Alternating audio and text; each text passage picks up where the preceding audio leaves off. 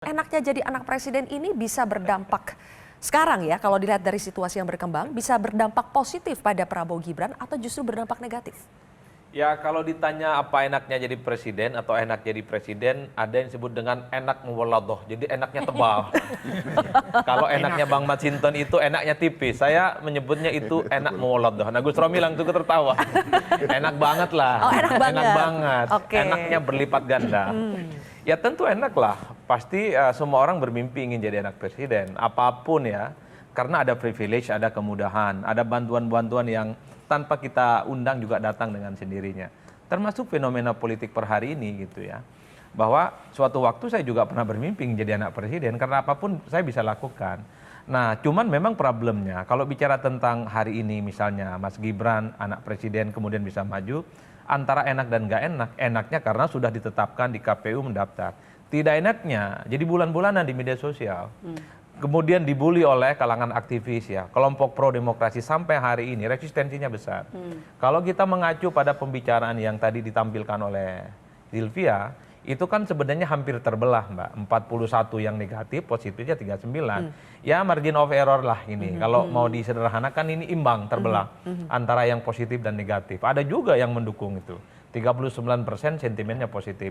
Itu artinya kalau kita melihat ketika Gibran diumumkan sebagai kandidat capres, pembicaraannya sampai hari ini memang kuat-kuatan narasi politiknya. Ada yang mendukung, itu dianggap sebagai langkah politik yang rasional, ada juga dianggap sebagai langkah politik yang blunder, bunuh diri dan seterusnya. Baik. Apakah Prabowo Subianto mengkalkulasi ini semua? Saya kira sudah mengkalkulasi.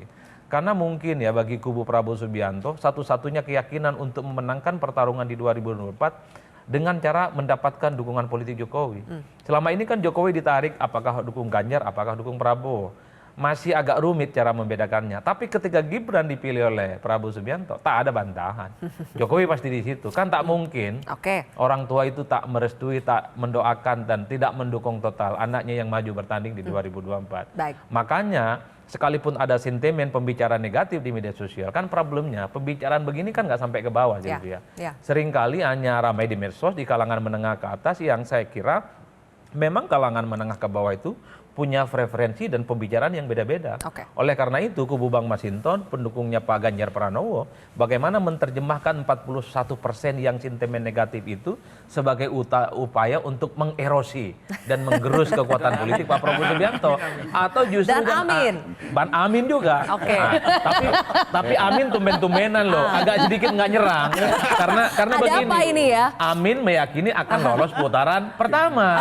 Makanya belakangan nggak nyerang ini. Dia lagi menikmati ini sekarang justru. Dia bisa menikmati.